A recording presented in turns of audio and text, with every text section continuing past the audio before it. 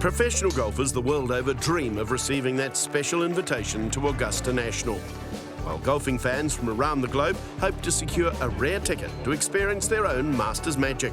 Normally when you hear so much about a place, you show up and you aren't quite as, impressed as you thought you would be, but this place meets and exceeds it. Probably one of the most beautiful places on the planet, and just as soon as your feet hit the greens, it's just so lush and so nice, and it's hard to describe unless you're here in person. I've been to U.S. Opens and so forth, and this is the place, I think, the holy grail outside of here and maybe St. Andrews. These are the holy grail of golf. I think what impressed me the most is when you see it on TV, you don't get to see the greens, how much they undulate and move, and how difficult they are.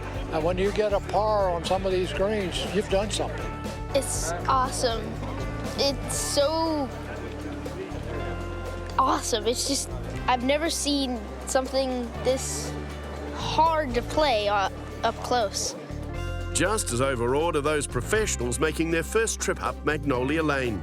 It's an awesome place. Obviously a dream come true for me to be here at the Masters and have a chance to play, so it's excited for the whole week to get started going. It just feels very special. I mean, being here, I've dreamt about coming here to play this course for so many years, and I've been coming close for the last 3 years. It feels great to be here this year.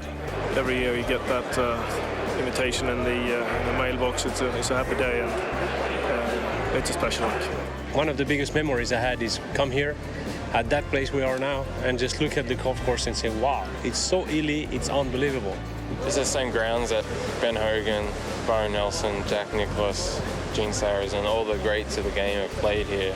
And you're actually walking on the same golf course, playing the same place year after year after year. It's not just here every 10 years, So I think that's what makes it so special.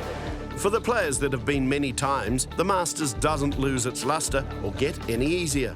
The real reason I think players can struggle here is the fact that they've been able to watch it at the same venue for years and years and years, and it just builds up in your mind the pressure and the prestige of it all. And that's a hurdle that is not often talked about, that players deal with as well. Despite the pageantry and history, there are new traditions putting a modern twist on the Masters experience.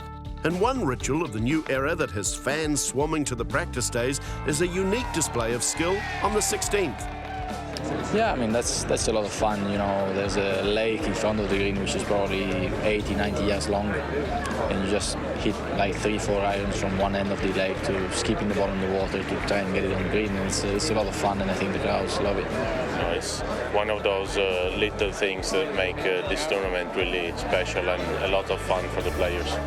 On everyone's must-do list when coming to Augusta National is visiting the Pine Straw, where Phil Mickelson evaded the woodwork back in 2010. Been here about an hour and came right to this spot. Second time here and had to quickly check where Phil hit the famous shot. His fingers must have been crossed for that one. Unbelievable.